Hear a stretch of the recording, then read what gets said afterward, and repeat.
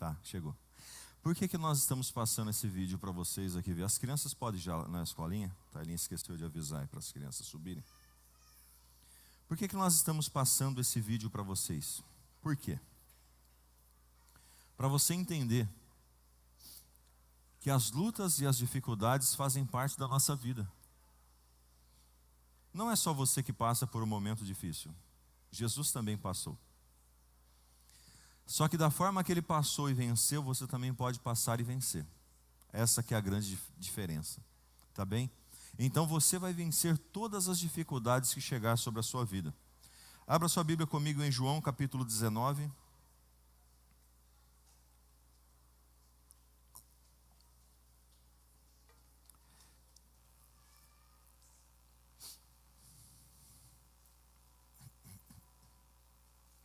Versículo de número 28, 29 e 30. Diz assim o texto: Agora Jesus sabia que tudo estava completado. Então, para que se cumprisse o que dizem as Escrituras Sagradas, ele disse: Estou com sede. Diga comigo, Jesus disse: Estou com sede. Havia ali uma vasilha cheia de vinho comum, algumas traduções vinagre. Molharam no vinho uma esponja e puseram a esponja num bastão de sopo e encostaram na boca de Jesus. Quando ele tomou o vinho, disse: Tudo está completado. Ou seja, todo o propósito que tinha, eu acabei de concluir. Então baixou a sua cabeça e morreu. Que o Espírito Santo venha tratar essa palavra no nosso coração e que nós saímos daqui melhor do que nós entramos, em nome de Jesus. Amém? Nós estamos falando sobre uma série de mensagens sobre a presença do Senhor. Eu gosto muito de série de mensagem porque ela nos leva a lugares mais altos. Eu gosto também daquelas mensagens expositivas que nós recebemos uma palavra de impacto e etc e tal. Porém, eu vejo a necessidade de, como igreja, nós termos um processo. E esse processo é de entender, então, tudo aquilo que Deus quer tratar realmente conosco. Deus tem colocado no meu coração, nós vamos fechar agora essa campanha, daqui 2 semanas nós fechamos ela. Só que nós temos uma janela entre a Páscoa, que é a ressurreição de Cristo, até o dia de Pentecostes, de 50 dias. E esses 50 dias que nós vamos fechar com a nossa conferência Dunamis, que vai ser uma explosão de milagres em nome de Jesus. E esses 50 dias eu tenho orado ao Senhor para que Deus nos traga mensagens voltadas à pessoa do Espírito Santo, porque nós estamos ensinando as últimas mensagens, as últimas palavras de Jesus para a igreja. E nós devemos entrar agora de maio para frente sobre a pessoa do Espírito Santo. Nós temos feito um trabalho, as sextas-feiras ela é mais expositiva, onde nós vamos tocando cada um dos pilares. E a quarta-feira, e a sexta-feira, eu tenho até conversado com o pastor Fernando para nós montarmos um organograma, para levar mesmo a igreja de um lugar para outro. Ele disse: pastor, eu orei e Deus confirmou isso daí comigo também. Deus está falando comigo sobre isso, para nós conduzirmos a igreja para um momento sobrenatural. Porque o aprendizado muda tudo. Sexta-feira, quem estava aqui, recebemos uma direção onde, da nossa boca, de quem está anunciando a palavra, desde quem faz os louvores, o devocional, todas as partes que a igreja então tem, todo mundo que pega o microfone, entre quem está falando e quem está ouvindo, legiões de demônios tentam parar a vida das pessoas. Você já deve ter saído de um culto sem entender nada do que foi pregado, sem compreender absolutamente nada do que está sendo falado. Parece que a coisa não tem nem sentido. Por que isso? Porque o inimigo, a estratégia do inimigo é paralisar o nosso entendimento.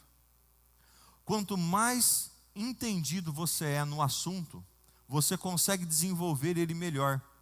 E o inimigo, ele quer o quê? Fechar o entendimento das pessoas, para que elas não aprendam a palavra, porque quem liberta é a palavra. Nós oramos e um demônio sai da pessoa, mas quem liberta ela verdadeiramente e impede com que esse demônio volte nesse corpo é a palavra, é a estrutura da palavra que ela tem, é a presença do Espírito que ela tem. Isso então estrutura a vida dela para que ela então não continue errando ou no erro e etc e tal. Aqui então nós falamos sobre perdão, falamos sobre redenção, falamos sobre relacionamentos, falamos sobre solidão e hoje nós vamos falar sobre dor. A presença do Senhor, né, experimentando a presença em meio à dor. Você já deve ter sofrido muito em sua vida. Você já deve ter passado por momentos muito difíceis, sim ou não? Quem já passou por um momento muito difícil na sua vida aí? Levanta a mão aí. Muito bem. O que são momentos difíceis? Vamos lá. Um problema conjugal é um momento difícil. É ou não é? Uma morte de um ente querido, um luto, é um momento difícil, sim ou não? A perca de um trabalho de uma pessoa que está há anos naquele trabalho, é um momento difícil, sim ou não? Então, momentos difíceis, momentos de dor, fazem parte da nossa vida. Uma traição, é ou não é? Tem pessoas, por exemplo, que já receberam traição. E a traição gera, então, uma dor para o coração da pessoa. Momentos difíceis. De repente, você que está aqui, foi abandonado por algum ente querido. Talvez o seu cônjuge, então, abandonou. De repente, você está aqui e os seus filhos, seu filho, sua filha foi embora de casa sem deixar então, né, uma satisfação e etc e tal. Talvez você chegou no seu trabalho um dia, foi picar o cartão e cadê o cartão para picar o cartão? Já não tinha mais, por quê? Foi dispensado. Momentos assim fazem parte da nossa vida. E eu quero, acende essa luz aqui que eu acho que vai ficar melhor, Everton, aqui ó. E eu quero que você assim se norteie um pouquinho melhor. Porque o Evangelho, e eu sempre costumo frisar isso, quem está conosco há mais anos, sabe que eu tenho essa palavra há muito tempo falando com vocês. O Evangelho não é de momentos bons apenas. Não pense você que está nos visitando, você que está vindo pelas primeiras vezes, as primeiras semanas, os primeiros meses, ou novinho de convertido, novinha. Não pense você que estando dentro da igreja, você vai estar ileso dos problemas que existem. Isso não é verdade. Os problemas, eles existem para todos. As dificuldades vêm para todos. A diferença é que nós que estamos dentro da igreja, estamos preparados, estamos sendo preparados para a batalha que é a vida. Essa é a grande diferença. Então nós estamos sendo forjados, nós estamos sendo preparados, nós estamos sendo equipados. É como então o Senhor ter dado para você, porque eu creio na armadura celestial que chega para a minha vida e para a sua vida, amém? O capacete da salvação, a couraça da justiça, o cinturão da verdade, o escudo da fé, as sandálias então da preparação do evangelho da paz e a espada do Espírito. Eu creio que está na nossa vida, mas de que adianta nós pegarmos uma arma, entregar então para uma pessoa que não está preparada para guerrear? Ela não vai saber guerrear, ela não vai saber se defender. E o que Deus ele faz dentro das igrejas com o povo? Ele equipa as pessoas para usar as armas. E a palavra nos ensina que a nossa luta não é contra a carne nem contra o sangue. Então, daí nós já temos uma dimensão nova para poder então lutar. A nossa luta passa a ser espiritual, com armas espirituais, com ações espirituais. E quando eu entendo que isso então eu tenho que fazer e sei manusear a palavra, eu compreendo que um dia mal não pode parar a minha vida. Eu compreendo que então uma ação do inimigo não pode então prejudicar aquilo que eu estou vivendo. Eu vou seguindo, caminhando o caminho e vivendo a cada dia de uma vez. Esse é o ponto que nós precisamos então chegar. Então Jesus, em João 19, 28, ele disse assim: tenho sede. O que Jesus estava falando naquele momento? Eu tenho um problema. Eu estou tendo uma dificuldade. Eu estou com sede. Eu tenho sede. Jesus disse isso. Porque Jesus ele venceu como homem, não foi como Deus. Ele venceu nessa terra como homem, para mostrar para mim e para você que nós também podemos vencer como homens e mulheres essa vida, essa terra, em nome de Jesus. Jesus, ele entende a sua dor e necessidade, porque ele já passou por ela na terra também. Tudo que você sofreu, tudo que você está sofrendo, e tudo que você irá sofrer durante toda a sua vida, Jesus já passou por isso. Por isso que ele é um expert em poder preparar as nossas vidas para poder então avançarmos. Jesus, ele passou por tudo. Jesus, ele passou por traição, por violências, por necessidades, por fome, por sede, por tudo. Jesus, ele então passou por essas dificuldades, a ponto dele ser pregado no madeiro e ele chegar em Deus, e a mensagem passada foi: Eli, Eli, lama sabachthani, Deus meu, por que me desamparaste? Né? Se possível, ele ainda disse: passa de mim esse cálice, porventura não seja a minha vontade, mas que seja então a sua vontade. Jesus estava pedindo para sair daquela situação, mas Deus permitiu com que ele passasse por aquilo, para que eu e você pudéssemos ser abençoados hoje. Se Jesus não tivesse passado por aquilo, eu e você não estaríamos aqui hoje. O mundo já teria tomado outra dimensão, outra situação, e já tinha se perdido tudo. Então, a sua dor, ele conhece muito bem. Eu posso não saber o que todos aqui passam, eu sei da história de alguns, mas não sei da história de todos aqui, o que todos passam, mas o Senhor sabe, e Ele vai trazer o bálsamo, e vai trazer então a água, para saciar a sua sede em nome de Jesus, amém? Hebreus 2,14 diz assim: portanto, visto que os filhos são pessoas de carne e sangue, ele também participou dessa condição humana, para que por sua morte derrotasse aquele que tem o poder da morte, isso é, o diabo. Jesus venceu o diabo. Vou falar mais forte para você entender: Jesus venceu o diabo. E se ele venceu o diabo, você também vai vencer ele em nome de Jesus, amém? Porque essa bênção é sobre a nossa vida. Não há aflições ou sede que não possa ser curada e saciada por Jesus. Você crê nisso? Não há nada que Jesus não possa fazer sobre a sua vida. Tudo, a Bíblia diz, podemos naquele que nos fortalece. E quem nos fortalece? Jesus. Ele nos fortalece. Dá uma salva de palmas ao Senhor, porque Ele pode fazer isso para você. Amém? Para experimentar a presença em meio da dor e saciar a sua sede espiritual, o primeiro passo, primeira lacuna no seu esboço: entenda o propósito da sua sede. João 19, 28 e 29. Entenda o propósito da sua sede. Diga assim comigo: tudo tem um propósito. A dor que você está sentindo, que você sentiu, tem um propósito. A dificuldade que você passou ou está passando, tem um propósito. A situação que você está vivendo exatamente hoje, exatamente agora, tem um propósito na sua vida. E o grande segredo é eu e você entendermos, ou melhor, descobrirmos o propósito. Eu sou uma pessoa que gosto muito de fazer perguntas. Eu sou uma pessoa de perguntas.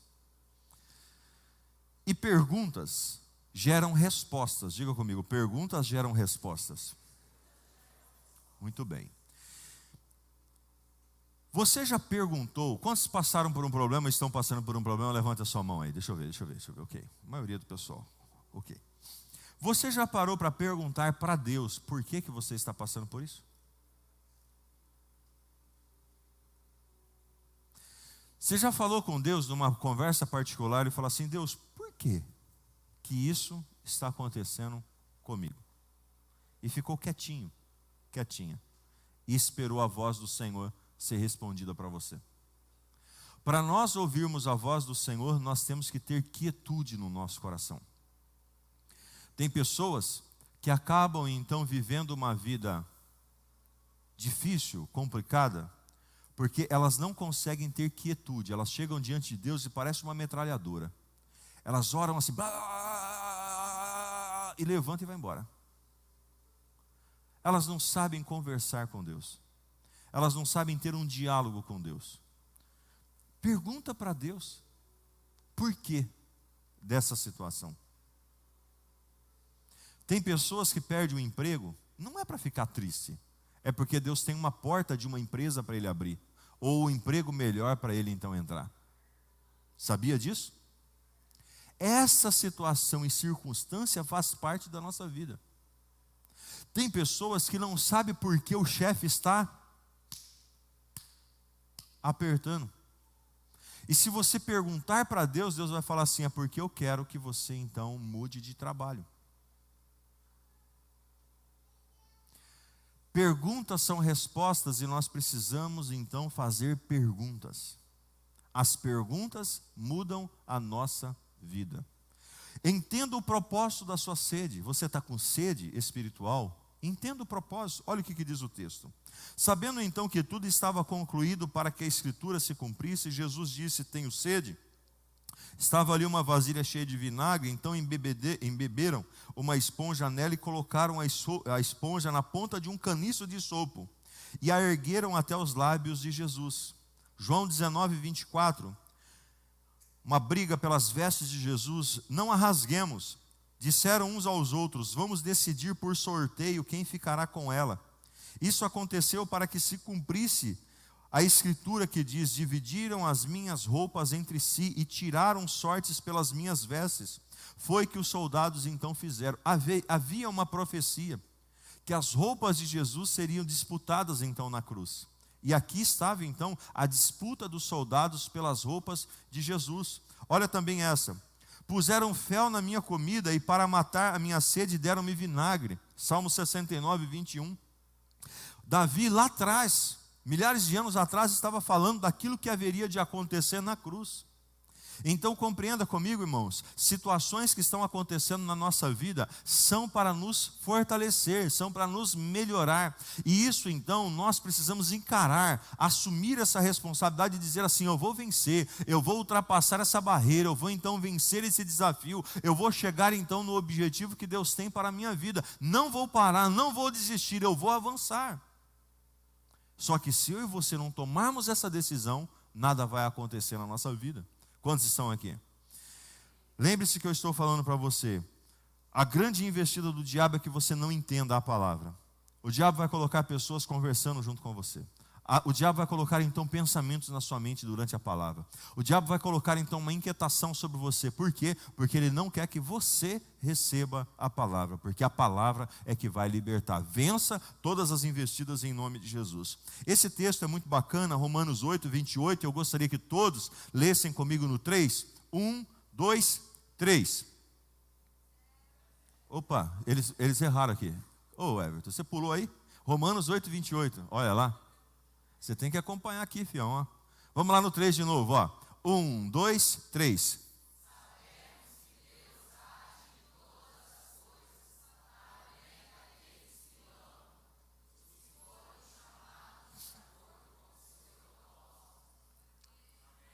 Amém? Então tudo coopera para o nosso bem. Deus age sobre todas as coisas. Deus então quer fazer isso sobre mim e sobre você. Amém? Para experimentar a presença em meio da dor e saciar a sua sede espiritual. Segundo, reavalie suas fontes de saciedade espiritual. Diga comigo: existem muitas fontes. Deixa eu falar uma coisa com você, não se choque não. Jesus não é a única fonte.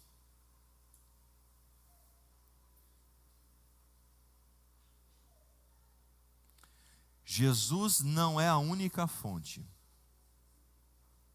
Pastor, o que você está falando? Existem milhares de fontes que você pode beber a água. Jesus, ele é a única fonte que te leva para a vida eterna. Mas não é a única fonte. Então, por isso que eu estou frisando essa fala, para você entender e perceber qual a fonte que você está bebendo a água. Se não for a fonte de Jesus, o final não vai ser então o céu. Se for Jesus, o final será o céu. Então compreenda comigo, avalie ou reavalie a sua fonte. Olha o texto, Mateus 24, 24 e 25. Pois aparecerão falsos cristos e falsos profetas, que realizarão grandes sinais e maravilhas para, se possível, enganar até os eleitos. Veja que eu os avisei antecipadamente. Um homem de Deus e uma mulher de Deus não é pego de surpresa. Se você for pego de surpresa em alguma situação, é porque você não teve um bom relacionamento com Deus, a ponto de então você ser sensível a ouvir a voz dele. Porque um homem de Deus e a mulher de Deus, Deus nunca vai deixar ele quebrar a cara lá na frente. Ele vai mostrar antes. Cuidado com as suas fontes. Cuidado com as fontes que você então tem bebido. Cuidado. Porque existem falsos profetas, existem falsas palavras. Olha essa frase. Vamos lá no 3, nós vamos ler. 1, 2, 3.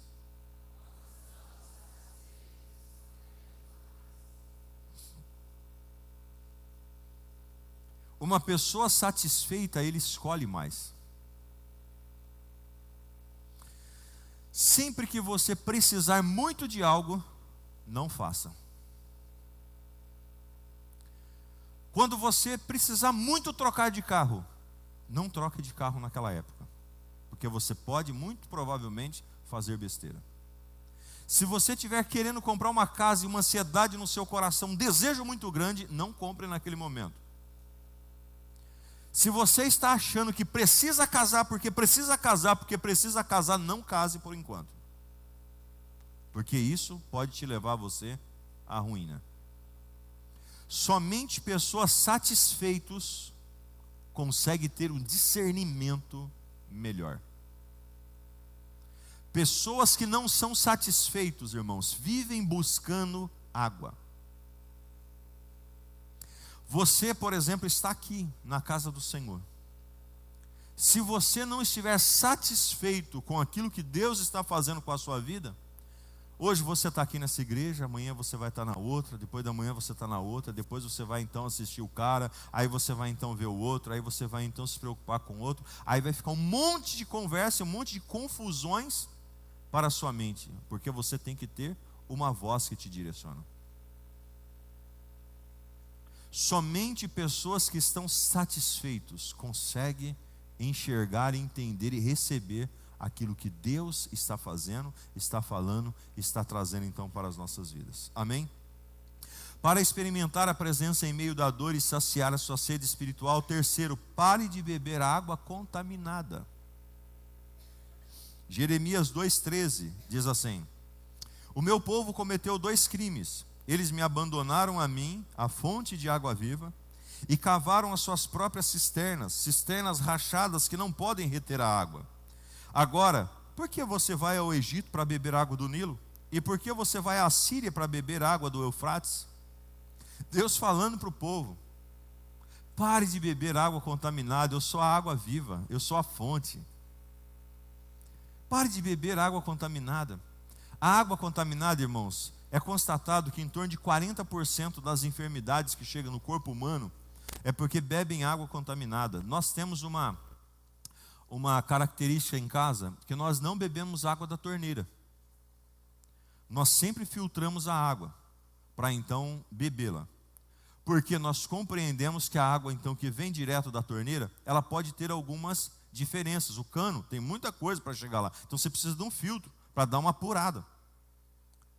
Ok? Então nós temos o filtro, filtramos então a água e então bebemos a água, porque nós queremos ingerir uma água pura, uma água 100% para as nossas vidas. Se você tomar água contaminada, a probabilidade de você ficar doente é muito grande.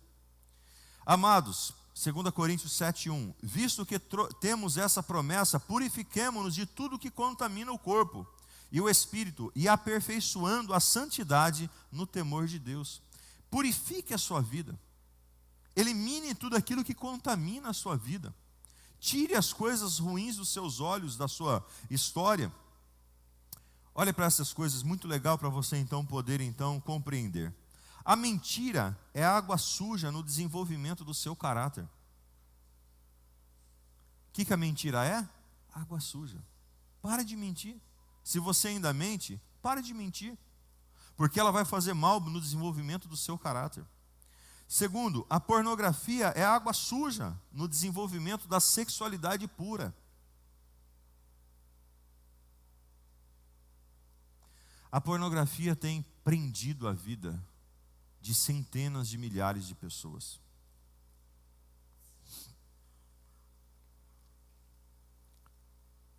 Eu não posso falar o que eu ia falar, que tem pessoas mais novas aqui. Cuidado. Cuidado. Se você quiser ter uma sexualidade saudável, não participe disso. Porque a pornografia mostra então circunstâncias que o homem cria uma expectativa na mulher dele que ela não vai conseguir suprir. Ela não é uma prostituta. Ela não é uma mulher de programa. Ela não é alguém então que você está pagando para ela virar de ponta cabeça. Existem mulheres que estão perdidas na prostituição, na pornografia. E o pastor Cláudio Duarte até tem um chazezinho lá, de uma brincadeirinha que ele faz, que a mulher fica olhando os homens e de repente vê uns negócios meio anormal, e aí a hora que vê na realidade não é bem assim, do marido, e aí então fica com problema. Eu falei bem superficial, porque tem pessoas, como diz o ditado, descalças aqui conosco. Cuidado com a prostituição, cuidado com a pornografia. Eu sinto em Deus de tratar isso agora aqui com vocês. Cuidado. Jovens, não entre nisso, porque senão seu casamento não será saudável. Se posicione, isso é água suja, e quem bebe da água suja fica contaminado. O roubo e a trapaça são água suja no desenvolvimento do seu sucesso. Não faça negócios errados. Não faça negócios para prejudicar outras pessoas. Os negócios precisam ser bons para todo mundo. Não roube ninguém. Não defraude ninguém. Não prejudique ninguém. Porque isso vai prejudicar, é água suja para o desenvolvimento da sua vida. Existem pessoas que crescem mais rápido se fizer coisa errada, mas a forma que sobe, desce. Se você quer ter a prosperidade de Deus, a bênção de Deus na sua vida, vai subindo da forma correta. Mesmo se for um passinho de cada vez, um degrau de cada vez, Deus vai abençoar a sua vida. Dedé, vem aqui na frente com a mamãe aqui, por favor. O orgulho e a prepotência são água suja no desenvolvimento de boas amizades. Não tenha orgulho nem prepotência no seu coração. Desenvolva boas amizades, amizades saudáveis, amizades então importantes, a ponto de então ajudar você a se desenvolver. Boas amizades. A omissão é água suja no desenvolvimento na comunicação saudável. Não seja uma pessoa que tenha uma comunicação, sabe, de forma não saudável, porque quando você é omisso, eu costumo dizer, e no 30 Semanas nós vamos aprender muito sobre isso, que quando você esconde alguma coisa do seu cônjuge ou dos seus pais, é porque aquilo já está fora de controle seu. A sua vida precisa ter transparência, sua vida precisa ter tranquilidade. Não pode então omitir, porque a omissão é água suja no desenvolvimento da comunicação saudável. A infidelidade e a traição são águas sujas no desenvolvimento de um casamento abençoado. Se há alguma pessoa aqui nessa noite que tem sido infiel ao seu casamento, volte-se a Deus urgentemente. A infidelidade traz uma desgraça para a vida de uma família. E tudo que é errado, uma hora ou outra vem à tona. Não viva dessa maneira. E também a infidelidade hoje virtual é muito grande. Cuidado com a infidelidade virtual. Com a forma que você está olhando então para as redes sociais, para os sites então que você costuma observar. Cuidado com isso, porque isso gera também uma infidelidade. A Bíblia diz que se você desejar com o seu coração, você já cometeu o pecado. A preguiça e a procrastinação são água suja no desenvolvimento de conquistas. Não tenha preguiça, não tenha então procrastinação. Não tem outra forma para você ser uma pessoa próspera do que trabalhar. Acorde cedo, durma tarde, trabalhe muito, e isso vai ajudar a sua vida a se desenvolver. Seja uma pessoa que realmente vença a preguiça e a procrastinação. Pastor, o que é procrastinação? Você vai aprender muito também no 30 semanas, que é você então não deixar para amanhã o que você pode fazer hoje. Não procrastine, execute, crie então uma vida diferenciada, organize então a sua vida a ponto de você resolver os problemas que acontecem diariamente. O egoísmo é uma água suja no desenvolvimento da compaixão e solidariedade. O ser humano por si só ele é egoísta e nós temos que vencer isso diariamente sobre a nossa vida. Para experimentar a presença em meio da dor e saciar a sua sede espiritual, 4. Mate a sua sede na fonte certa. João 4,13. Respondeu Jesus: quem beber dessa água terá sede outra vez, mas quem beber da água que eu lhe der nunca mais terá sede. Quem é a fonte certa? Quem é a fonte certa? Aleluia, Ele é a fonte certa, amém?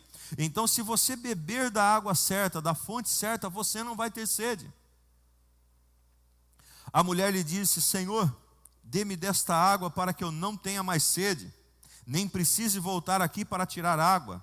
João 4,15 diz então essa palavra, na verdade. A mulher samaritana, ela estava lá, na beirada do poço, com sede, e ela ia todos os dias pegar aquela água, e Jesus disse assim: eu tenho a água viva, que pode mudar a sua vida, que pode mudar a sua história, que pode transformar o seu destino. E assim aconteceu uma revolução na vida daquela mulher.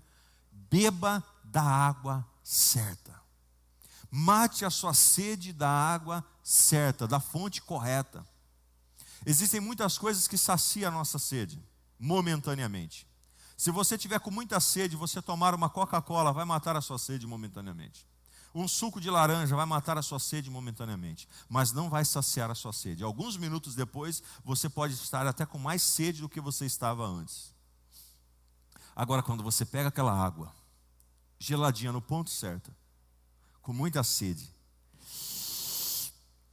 e toma, sacia a nossa sede por completa. É ou não é?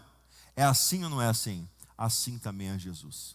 Enquanto você estiver procurando água em outros lugares, nunca a sua sede será saciada. A hora que você procurar e beber da água correta, porque não é na tua inteligência, não é então na sabedoria, não é nas coisas desse mundo que nós vamos encontrar a solução para o nosso problema. A solução para o nosso problema está em Jesus, porque é Ele, por Ele e para Ele que são todas as coisas. Amém?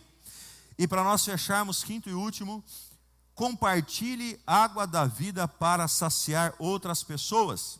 4:28 e 29 diz assim: então deixou o seu cântaro, a mulher, e voltou à cidade e disse ao povo: venham ver um homem que me disse tudo o que tenho feito. Será que ele não é o Cristo? Você recebeu a água viva? Quantos aqui já entregaram sua vida para Jesus? Digam amém. Agora leve essa vida para outras pessoas. Leve essa água para outras pessoas, convide pessoas, participe com pessoas, chame pessoas para estar junto com você nessa fé. Jesus não é só para você. E pegue outra chave para a sua vida. A Bíblia diz: dai e ser-vos-á dado.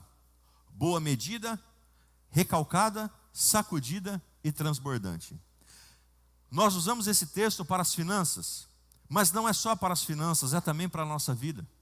Porque se você der esse Jesus que está dentro de você para outras pessoas, você vai ter mais, você vai receber mais, você vai conquistar mais. Se você falar de Jesus para outras pessoas, você vai ter mais, você vai receber mais, você vai conquistar mais, você vai então viver mais. É assim o trâmite de Deus, é assim o caminho do Senhor. Pelo contrário, 4,14b, a água que eu lhe der se tornará nele uma fonte de água a jorrar pela vida eterna. Olha essa frase: quem sacia, quem supre. Você quer ser saciado? Sacie outros. Você quer ser suprido? Supra outras pessoas. Amém? E ele continua aqui: quem reparte. Imagine os discípulos com os pães e os peixes, se eles tivessem amoitado e comido sozinho. Não haveria o milagre da multiplicação, mas eles partem, o pão cresce, eles partem, o pão cresce. Reparte que você vai receber, entrega que você então vai ter, amém? Você quer a chave para você viver uma vida feliz e abençoada? Sirva pessoas, doe seu tempo, faça algo para Deus. Nós temos tantos ministérios aqui na igreja, entre em um deles e sirva ao Senhor em algum dos ministérios, que você vai ver como que Deus então vai abençoar a sua vida.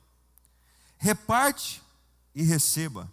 Quem ama é amado. Você quer mais amor? Ame mais. Amém? E por último, quem perdoa? Aleluia. Deu uns 2 ou 3 aleluia assim, bem de leve. Jesus disse: tenho sede. Se alguém tem sede, venha a mim e beba. João 7,37. Ele é a fonte da água da vida, amém? Quem crê em mim, como diz as Escrituras, do seu interior fluirão rios de água viva. Ele é o Senhor da nossa vida. Ele é aquele que supre as nossas necessidades e que traz então saciamento para cada um de nós. Você recebe essa palavra? Se coloque de pé então em nome de Jesus.